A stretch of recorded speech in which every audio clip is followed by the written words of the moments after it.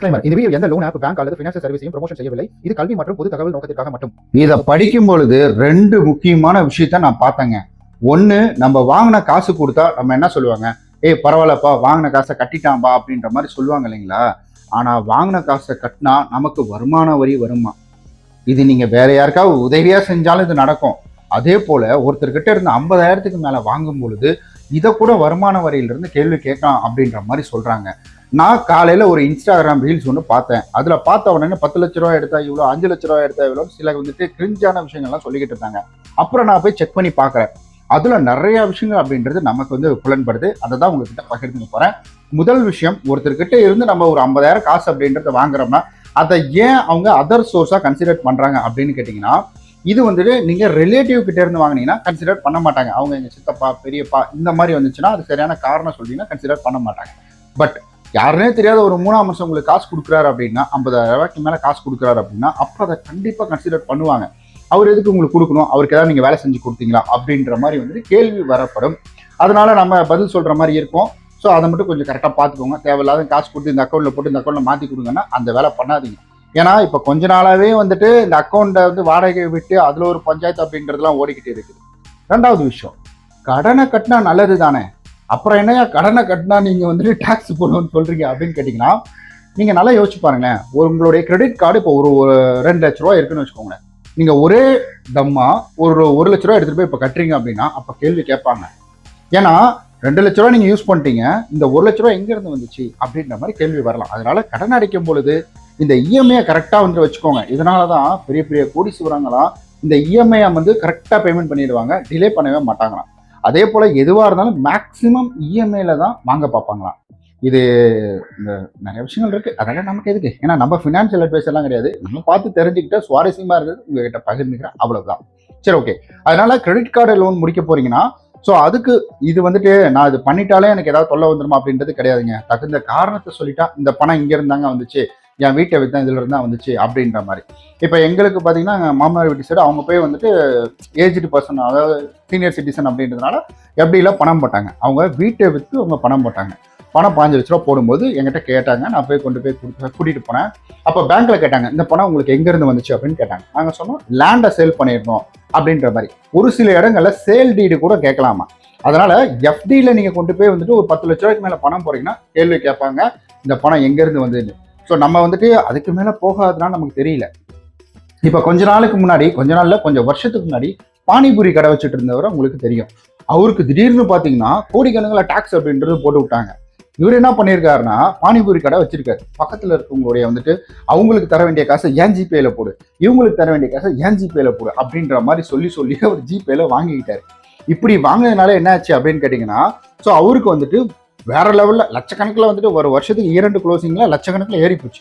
இதனால என்னாச்சுன்னா இவருக்கு கேள்விகள் அப்படின்றது வர ஆரம்பிச்சிச்சு.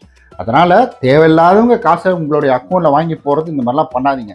ஏன்னா நான் இந்த ஃபீல்டுக்கு வந்த புதுசுல என் பாஸ் கஸ்டமர்கிட்ட காசு வாங்கி நீ அக்கௌண்ட்ல போட்டு நீயே கட்டி விட்டுரு அப்படின்பாரு. அவரு கட்டலாம், அவர் ஆஃபீஸில் தான் இருப்பார். பட் வண்டியில் போகிற எண்ணெய் நின்று எங்கேயோ ஓரமாக நின்று டீ கல்ல நின்னாவது கட்டிட்டு போப்பா அப்படின்ற மாதிரி சொல்லுவார். ஸோ இது அதுக்கப்புறமேட்டு தான் எனக்கு ஐடி ஃபைல் பண்ணும்போது எனக்கு தெரிய வந்துச்சு. அப்புறம் இந்த ஃபீல்டில் இப்போ எக்ஸாம் எழுதும் போது எனக்கு தெரிய வந்துச்சு, ஓ இதெல்லாம் இருக்குதா சங்கதி அப்படின்ற மாதிரி. அதனால ஒரு ஆண்டுக்கு நம்ம 10 லட்ச ரூபாய்க்குள்ள நம்ம பண பரிவர்த்தனை அப்படின்றது இருக்கு அப்படின்னா 2 க்ளோஸ்னா 2026 ஏப்ரல் டு மே பார்த்தீங்களா, அடுத்தது 2027 ஏப்ரல் டு மே அதுதான் 2 க்ளோசிங் அப்படின்றது. ஸோ அதில் இந்த மாதிரி வர்றதுக்கான வாய்ப்புகள் இருக்கு. அண்ட் முக்கியமாக இந்த மாதிரி டைமில் லோன் க்ளோஸ் பண்ணும்போது நிறைய ஆஃபர் கொடுப்பாங்க, அதெல்லாம் யூஸ் பண்ணிக்கோங்க. அண்ட் நம்ம கரண்ட் அக்கௌண்ட்ல எல்லாருக்குமே தெரியும் 50 லட்ச ரூபா அப்படின்றது அக்கௌண்ட்ல போடலாம். ஸோ 50 லட்ச ரூபாய்க்கு மேலே போகும்போது இது கேள்விகள் அப்படின்றது வரும். சேவிங்ஸ் அக்கௌண்ட்ல 10 லட்ச ரூபா அப்படின்றது. அண்ட் அதே போல கிரெடிட் கார்டில் நம்ம 1 லட்ச ரூபாய்க்குள்ள முடிக்கிறோம் அப்படின்னா ஸோ அது வேற மாதிரி. நீங்க 1 லட்ச ரூபாய்க்கு மேலே முடிக்கிறீங்கன்னா அதுல கேள்வி அப்படின்றது வரும். இதை கேள்வி கேட்பாங்க, இங்க இருந்து வந்துச்சுன்னா ஒன்றும் இது கிடையாது. அதுக்கப்புறம் கிரெடிட் கார்டில் கூட ஒரு சில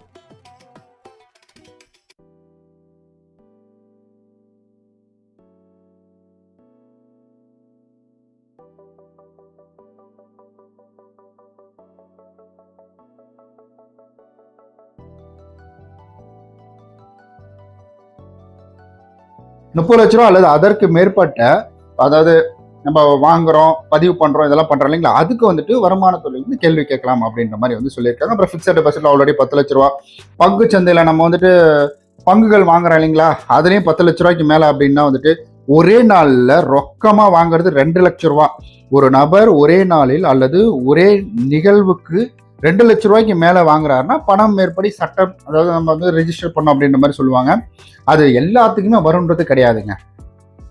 இது எல்லாத்துக்குமே வந்துடும், இதை உடனே கண்காணிச்சுட்டே இருப்பாங்க அப்படின்றது கிடையாது. எனக்கு தெரிஞ்சு இந்த இவரெல்லாம் விட்டாங்க பார்த்தீங்களா, யாரு நம்மளுடைய பானிபுரி கடைக்காரரை பிடிச்சாங்க பார்த்தீங்களா, அந்த மாதிரி வரலாம். நான் என்ன சொல்றேன்னா, உங்களுக்கு ஒரு சோர்ஸ் வருது, உங்களுக்கு எங்கேயா இருந்து காசு வருது, சம்பளம் வருதுன்னா அதுல வர்ற காசு ஒன்றும் பண்ண முடியாது, அதுக்கு நீங்க பதில் சொல்லிடுவீங்க.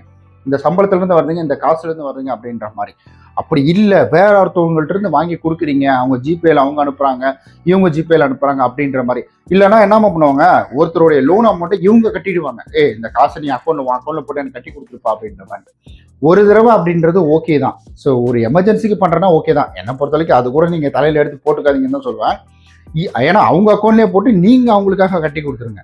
ஆனா உங்க அக்கௌண்ட்ல போட்டு அவங்களுக்காக நீங்க கட்டி கொடுத்தீங்க அப்படின்னா அது ஒரு தலைவலி அப்படின்றது தான் வந்து முடியும்.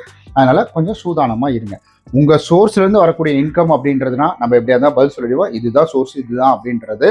ஸோ இல்லை அப்படின்னா எனக்கு குழப்பமா இருக்குங்க, எனக்கு இந்த மாதிரி டிரான்சாக்ஷன்லாம் பண்ணியிருக்கேன் அப்படின்னா நல்ல ஒரு ஆடிட்டராக பார்த்து அவர் மூலிமா நீங்கள் டிஸ்கஸ் பண்ணிக்கோங்க.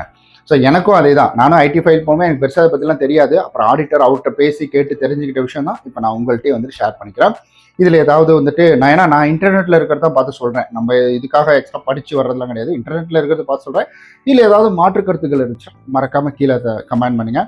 கண்டிப்பாக அதை நான் நெக்ஸ்ட் வீடியோவில் சேஞ்ச் பண்ணிக்கிறேன். அதாவது மிஸ்டேக் இல்லைங்க, இது இப்படி இல்லைங்க எப்படின்னா நீங்கள் சொல்லுங்கள், நான் சேஞ்ச் பண்ணிக்கிறேன்.